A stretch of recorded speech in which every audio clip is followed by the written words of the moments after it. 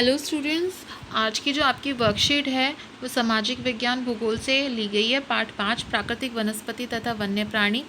दिनांक 1 अक्टूबर 2020 की वर्कशीट है 9th क्लास के लिए।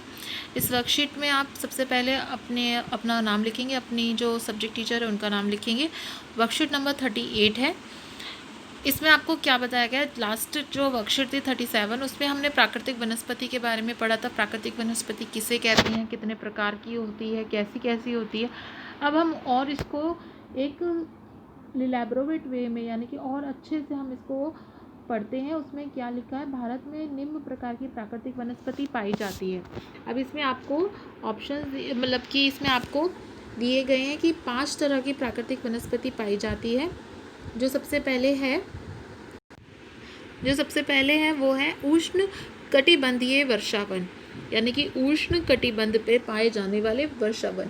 ये है स्पेशली जो वर्ड दिया है वर्षावन, यानी कि वो वन है जहाँ पे एक समय पे वर्षा होती है और पानी भर जाता है तालाबों में, झीलों में।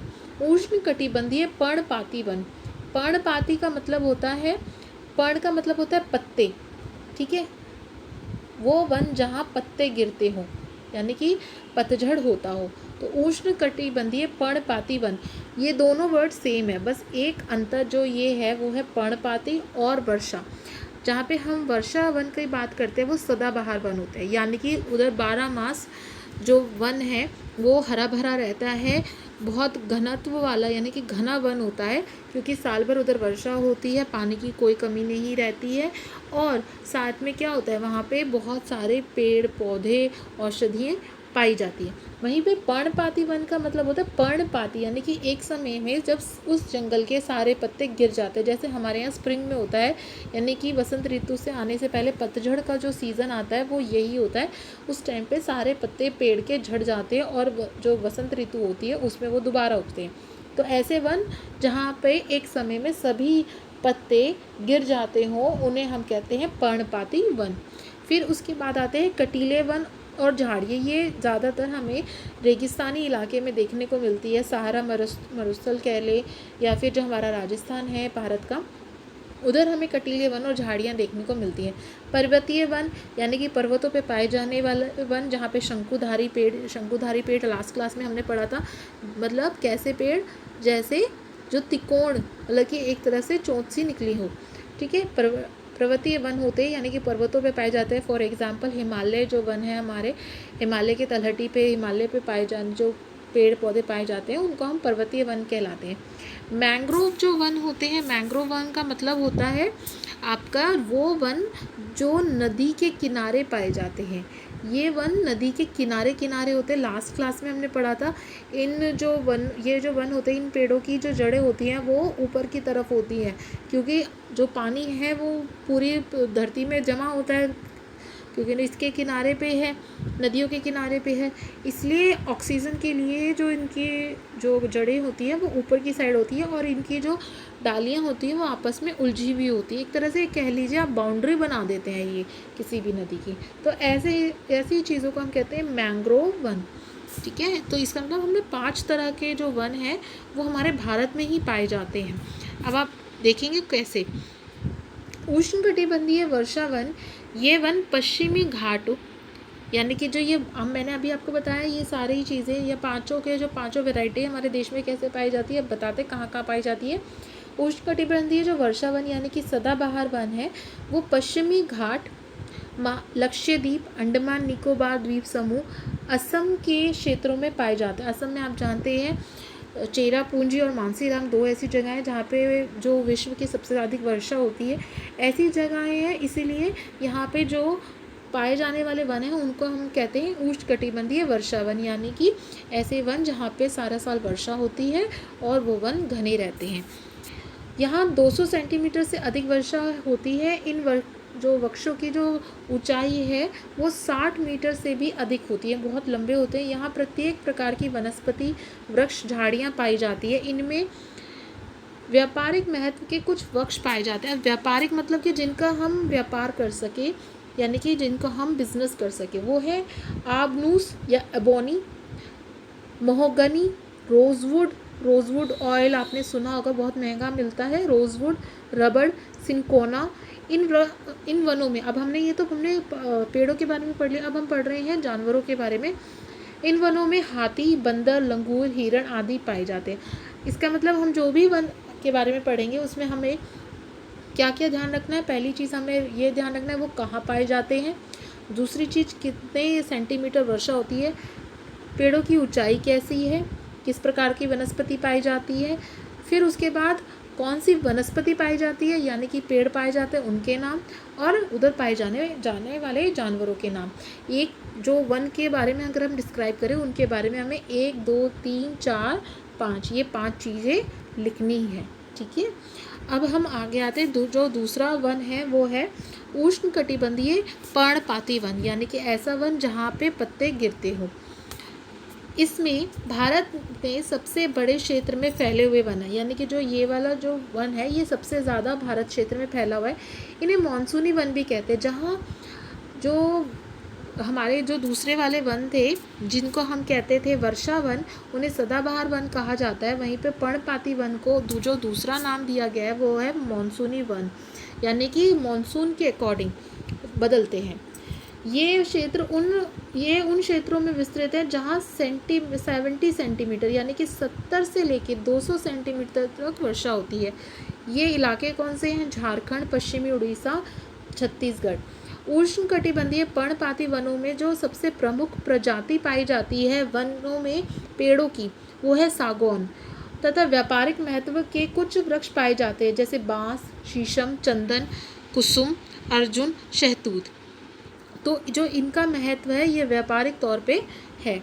उसके बाद आते हैं हम शुष्क पर्णपाती वन पे। अब पर्णपाती वन में ही आपको 2 कैटेगरी दे दी कि शुष्क इलाकों में पाए जाने वाले। उसमें हम जहाँ पे देख रहे थे कि 70 सेंटीमीटर से 200 सेंटीमीटर तक वर्षा होती है कुछ वनों में, यानी कि कुछ पर्णपाती वनों में, वहीं पर ही शुष्क पर्णपाती वनों में जो पॉइंट 1 हम कह सकते हैं इसी का, उसमें कितनी वर्षा होती है? 70। ये वन 70 सेंटीमीटर। ये वन उत्तर प्रदेश तथा बिहार के मैदानी इलाकों में पाए जाते हैं। कटीले वन और झाड़ियाँ, ये कुछ मुख्य रूप से अगर हम देखें तो ये पादप प्रजातियाँ हैं। अकासिया, खजूर, यूरोफोबिया, नागफनी, जैसे हम कैक्टाई भी कहते हैं, ये जो चीज़ें हैं इस तरह की प्रजातियाँ जो कटीली प्रजातियां हैं ये पाई जाती हैं कटीले वन और झाड़ियों में। पर्वतीय जो वन है उनमें 1000 सेंटीमीटर से 2000 सेंटीमीटर तक की ऊंचाई वाले क्षेत्रों में आर्द्र शीतोष्ण कटिबंधीय वन पाए जाते हैं, यानी कि आर्द्र जो सूखे रहते हैं और शीतोष्ण यानी कि शीत मतलब ठंडे इलाकों में पाए जाने वाले वन हैं। इनमें चौड़ी पत्ती वाले ओक और चेस्टन जैसे वृक्षों की प्रधानता है। सीडर आदि पाए जाते हैं। 3600 मीटर से अधिक ऊंचाई पर शीतोष्ण कटिबंधीय वनों तथा घास के मैदानों का स्थान अल्पाइन वनस्पति ले लेती है। बहुत छोटी वनस्पति होती है, फैली हुई होती है ज़मीन में, अल्पाइन वनस्पति ले लेती है। सिल्वर फर, यूनिपर, पाइन व बर्च इन वनों के मुख्य वृक्ष हैं, यानी कि ये एक तरह से वृक्षों के नाम दे दिए। इन वनों में प्राय कश्मीर, महामृग, चित्रा, हिरण, जंगली भेड़, खरगोश, तिब्बतीय बारहसिंगा, याक, हिमतेंदुआ, गिलहरी, रीछ, आइबैक्स, कहीं लाल पांडा, घने बालों वाली भेड़ तथा बकरियां पाए जाते हैं। ये अनेक प्रकार के जो जानवर हैं ये इन इलाकों में पाए जाते हैं। उसके बाद हम आते हैं मैंग्रोव वन में।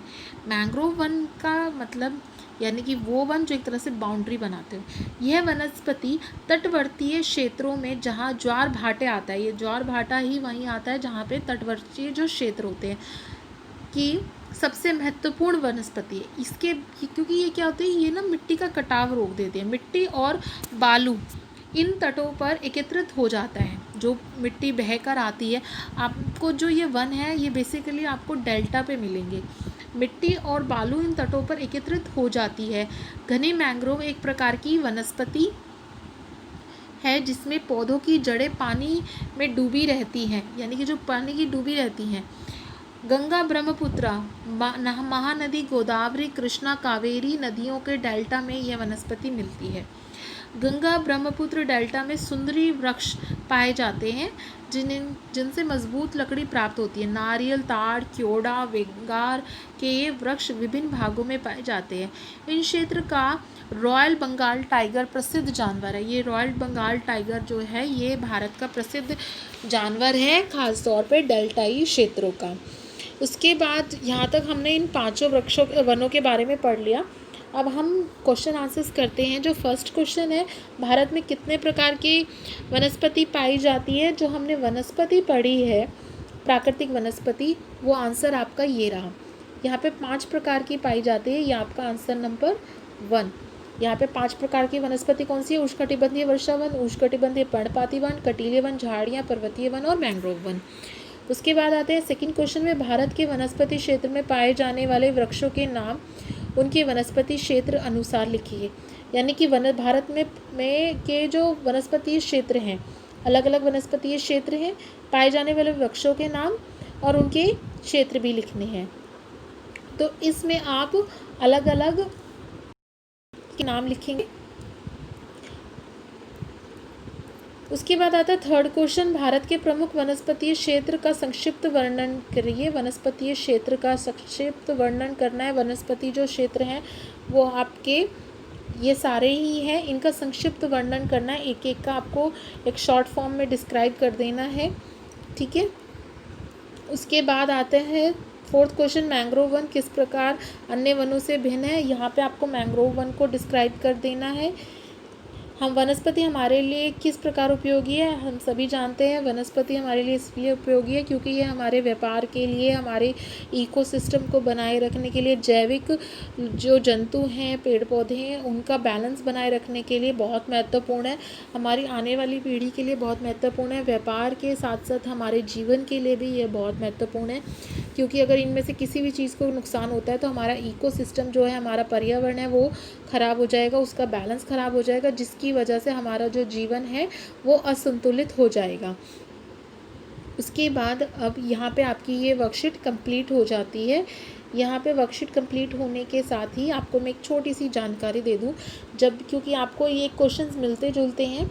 सबसे पहला ये जो सेकंड और थर्ड को जो क्वेश्चन है ये बहुत ही आपको सोच समझ के लिखना है, क्योंकि इसमें एक जगह में वनस्पति क्षेत्र में पाए जाने वृक्षों के नाम लिखने, यानी आपको 5 वनों के नाम लिखने और उनमें से जो वृक्ष पाए जाते हैं उनके नाम लिखने हैं इलाकों के साथ। और जो थर्ड क्वेश्चन है उसमें आपको जो वनस्पति क्षेत्र हैं उनका संक्षिप्त वर्णन लिखना है। पर मैंग्रोव वन का आप छोड़ सकते हैं क्योंकि आपका वो फोर्थ क्वेश्चन में आ जाएगा। यहाँ पे आपकी ये वर्कशीट कंप्लीट होती है, ठीक है। रिवर्ट बैक करिए वर्कशीट को कंप्लीट करने के बाद। Thank you for watching this video.